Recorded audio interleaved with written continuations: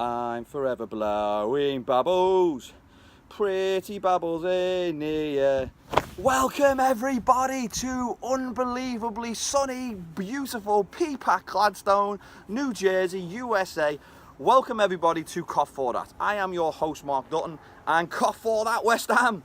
Unbelievable performance today, unbelievable. Let's go straight to it. Let's rock out with the team news. In goal, Karius in goal, Liverpool's number one. Klopp said it. He's gone on record as saying he's our number one goalkeeper now, and he looked good in goal today. Right back, we went with Trent Alexander-Arnold. Left back, Robbo. Centre halves, Joel Matip on the right, Virgil van Dijk, the £75 million man, on the left. Went with a midfield three of horrible, nasty, disgusting Emre Can playing deep as a defensive centre mid. James Milner to the left, Oxlade-Chamberlain to the right. And then you've got that beautiful, unbelievable front three. So me, I was a little disappointed that Emre Can comes back into the team. Obviously, Jordan Henderson isn't 100% fit yet and ready to play in the defensive deep position. So Can's back after the suspension where he missed the FC Porto game. And I feel like he's got to a situation where he's basically like, you're not signing a contract. We don't know that he's not. I'm going to basically play him every minute of every game until his legs fall off. And again, Liverpool start the game, first 15 minutes at Anfield, we start a little slow. We're stuck on that ever-present 99 goals for the season. We've scored 99 goals so far this season. That is incredible and testament to Liverpool's unbelievable attacking play. 99 goals. We start sluggish, and to be fair, West Ham have a couple of good chances through Arnautovic. He has a strike that clips the top of the crossbar with Karius at full stretch, and he has another strike that Karius makes a beautiful dive and save, full extension to his left to tip over the bar. Liverpool are passing the ball, moving the ball with nice possession. They're breaking down West Ham's lines. They don't really look a threat unless they play long into Arnautovic. And then, like I said, he takes those couple of shots. So West Ham don't really threaten much throughout the entire game, especially first half.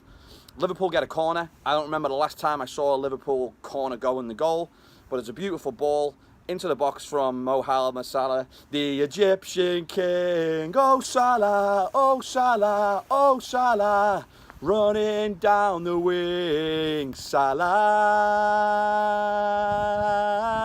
the Egyptian king. Floats the ball into the centre of the goal on the edge of the six and jumps up in behind Virgil van Dijk. Horrible Emre Nasty Can with a beautiful glancing header, bottom corner on the post. Again, I don't understand why teams concede corners from not defending the front and back post. They just don't do it anymore. So the amount of times the ball goes in that situation, me as a coach for over 20 years, I'm defending the posts, and then I'm going to pick up zonally in areas where I need to go 1v1 in relation to winning the ball in the air. So the fact that West Ham haven't got a player on a post, it's just negligent defending for me. They've got everybody back. Surely that would be a solution. But anyway, it goes in. Can scores the goal. Like I said, didn't really celebrate it, as painful as it is. I'm not celebrating any type of Can goal, even if he does. What he did last season was score goal this season. I don't care how acrobatic he gets, overhead kicks. I'm not celebrating his goal until I know he's coming back as a Liverpool player next year. I don't think he is. So anyway, Can scores the goal. It was a great goal. And then we go in at half-time with the lead. Liverpool 1. West Ham, who I have an affection for, 0. Like I said, like West Ham, I would like to have seen Daniel Sturridge. If he was ever going to go anywhere, I would like to have seen Daniel Sturridge actually go to West Ham and being part of their front three, but that didn't materialise. Obviously, our mate David Moyes has got that hoodoo of never beating Liverpool at Anfield. As much as he huffs and puffs, whether it's managing Man United, whether it's managing Sunderland, whether it's managing the Blue Shite from across the park, he's never beaten Liverpool at Anfield, and he wasn't about to beat this unbelievable side, showing attacking finesse in the final third. I mean, let's be honest, the first half kind of whimpers out to a first. The second half, again, it's like we've put the car into fifth, foot down, accelerating down the highway with the best front three in the English Premier League. Every team's scared of them. You saw what we did to FC Porto. We absolutely obliterated them. Second half, Liverpool could have scored 6, 7 goals easily with the amount of speed and awesomeness that we attacked. Mane scores a goal late. Mane could have scored a hat-trick again today. A little bit woeful, but it was like a finishing clinic they put on. It honestly looked like they're having so much fun. They're having so much enjoyment, and may longer continue, Reds, because you know what? That's what football's about. It's not about, use Arsenal as the example, Arsenal fans destroying their team week in, week out, on the players' back, in the stadium. If you're young and unexperienced and you play for Arsenal, you're going to get obliterated. Where this team, led by that manager in Jurgen Klopp, is nurtured and it's put in a place where they are going to succeed, they're going to excel. And I'm not saying that we're not the most perfect fans in the world. Of course, when our players aren't playing well, we like to get on their backs. Every fan does. But right now, we're playing in an environment that is rocking. And Anfield was rocking today. The Kop was bouncing. How many songs can one player have? You know, one player, Mohamed Salah, has got 5 songs. If you've got 5 songs and you play for Liverpool, you are better than boss. You are boss-tastic. You are boss-tastic to the stars, to the moon. You are awesome. And he's got 5 songs. They just keep going. I'm guessing next week he'll have another one. But he takes his goal well. I mean, he takes his goal extremely well. He wins the ball on the left side. He finds himself in the box. He puts it on his left foot. You don't want Mohamed, Ahmad, Bruce Lee, Salah getting the ball on his left foot, and he just strokes it in the corner. He's brilliant. He's the Egyptian king. He's phenomenal. You know, we talk about the likes of Gerrard, we talk about the likes of Suarez, we talk about the likes of, you know, Sturridge on his pomp that year when he was brilliant with Raheem Sterling playing up front. And, you know, the great strikers, Robbie Fowler, Stan Collymore, Ian Rush. You think about all those players, but Mo Salah seems to be the nicest man alive, and you can't help but love him. And again, if you took a Jurgen Klopp type character and whacked him in Mohamed Salah, that's what I see. When I see Klopp being all affectionate and happy on the sideline, that kind of is the way Mo Salah kind of comes across. He looks like he's happy. He looks like he's enjoying his football. And Mane, Salah and Bobby Firmino, it just looks like they're on the playground having a game of one bounce, having a game of, you know, World Cup. Having a game of doubles, singles, what we called it as kids, and just having a laugh. You know what I mean? Like, I feel like you could just pick each other. Yeah, I'll have Salah, you have Mane, and they could just go out and have a laugh. Training at Liverpool must be brilliant. You know, I was lucky enough to see some of the training last week when they were out doing their warm weather training. Not me personally, but actually watching it, you know, on videos. And they just looked like they were having fun. Everything that they were working on in practice basically comes to pass. You know, I've seen some beautiful patterns of play that they develop on the field, and I'm watching them do it in training, and then you watch them do it and develop them in actual game situations. It's breathtaking, it's beautiful, and it's just absolutely awesome. It is a great time to be a Liverpool fan. Obviously, silverware. Every fan wants to win something, right? We want to win something. I've got these unbelievable gold Adidas shoes on, right? And you know, that's saying let's win something, Liverpool. Let's win a trophy. Everybody likes gold. Everybody likes a trophy. But I'm just enjoying the ride. I'm enjoying the football. You know, it's been a while since we've played consistently well, and we're on a good path right now. We've had a couple of poor results here and there scattered out throughout the season. You know, that's to be expected.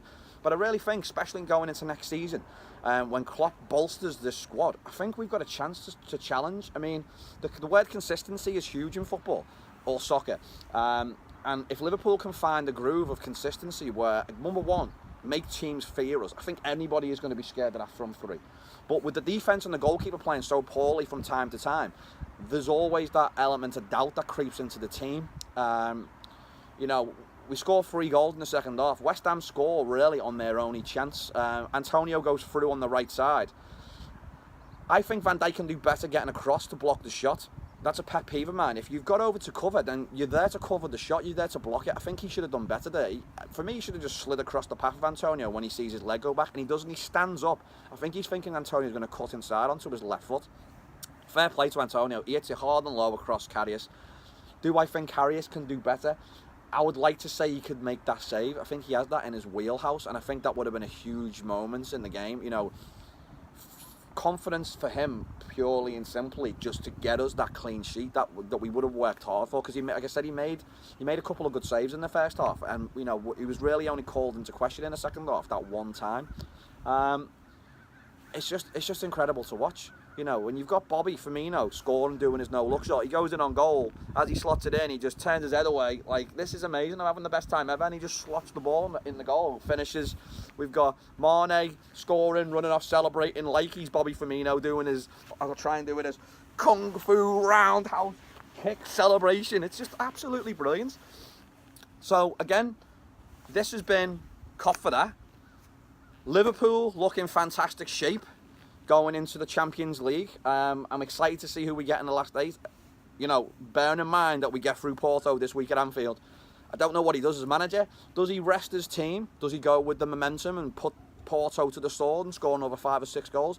I don't know. I don't know what I would do. I'd probably play half and half. I would give some of the players in the squad the experience, because again, I was just talking to my good friend who I work with as a coach, and we were basically having a chat, and he's a Manchester United fan, and his name's Lee, by the way, just in case you were wondering. And he's got boss hair as well. He's got very boss Adam Lallana type hair, Mr. Purcell.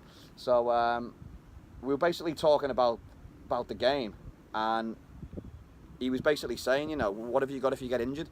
And I don't know what we've got if we get injured. You know, Oxlade-Chamberlain playing in an attacking final third. I was happy to see that Solanke actually got minutes on the field today. I was worried about Solanke. I mean, and again, my mate said to me, you know, how many times are you not going to score? And there's another game that he's come on, maybe, you know, for 5 minutes, but he didn't score again. So it was just, I was scratching my head to see why Solanke had totally dropped out of Klopp's reckoning in any way, shape or form. When players were coming on in the last few minutes of the game, it was him. But then they moved over to Danny Ings, and Danny Ings was getting a few minutes, getting some time. And, you know, fair play to Danny Ings. He needs to run out of the team. But like I said, I'm going to stay positive today. I'm not going to go give you my thoughts on Danny Ings. So it's beautiful here in New Jersey today. As you can say, look at the scenery. This is an unbelievable school, Gill St Bernard's in sunny Peapack, Gladstone, New Jersey. Liverpool have gone into second. They've now scored their 100th, their 101, 102 and 103 goals for the season. They have the best front three in the league, bar none, ripping teams to pieces. Let's just keep winning. Let's just keep getting behind the Reds, and hopefully, you know, like I said, Champions League, last 8, if we get there. We've done it before. We've never done it with a team like this in recent times. You think about the garbage that we had when Gerrard won us the European Cup. There was some shocking players in that, but they all go down in Liverpool history as legend for winning the European Cup. This team is much better. It is more equipped to play in a European knockout competition, and I think every team is going to be terrified going into this draw. If we get through, I'll keep saying it, even though we battered Porto 5-0, if we get through, anyone's going to fear us, and I think it's an open draw. We can get anybody. Wouldn't it be nice to see Manchester United in the semi-final, smash them? We'll take a bit of Chelsea if they beat Barcelona in the quarters, and then we'll have a beautiful. I said we wouldn't meet Spurs again this season. Imagine a Liverpool Spurs final. What a game that would be. What a game of football that would be. Some of the best players in the world on the field together, and a chance for Liverpool to put that game to bed that we played at Wembley, where they wiped the floor of us and robbed us at Anfield when we tied 2-2 in a game that we should have won. With the moment of magic from the Egyptian king, Mo Salah, Mo Salah, Mo Salah, running down the wing, Salah. Hold on, we've got Mane, da da da da da da. Oh, Mane, Mane, da da da da da da. Bobby Firmino. But we sold Coutinho. You just can't get that annoying song out of your head, can you? It just all of a sudden it just creeps up on you. It's Mane, da da da da da da. Oh, Salah, Salah. Little remix on that, little remix. So again, this has been Cop for That. On a beautiful day when Liverpool have won by 4 Liverpool goals to 1 West Ham goal, they'll be blowing their bubbles all the way back to London with their tails between their legs. David Moyes, do one, me old blue mate. Do one. Ta-da. You're not beating this team. My name's Mark Dutton. This has been a very happy, very positive, awesome episode of Cop for that. The review after the game. Subscribe to the channel. Put a like on the page. We've also got a Facebook page, which is just simply Cop for that on Facebook. If you'd like to like it, feel free. Again, Mark Dutton, Cop for that. Liverpool 4. I'm forever blowing bubbles, pretty bubbles in the air. West Ham 1. Liverpool rock up to second. Let's hope the Manx lose tomorrow. I hate to say it. Horrible blue scum in Chelsea, but come on Chelsea, let's get a performance out of your sorry asses, please.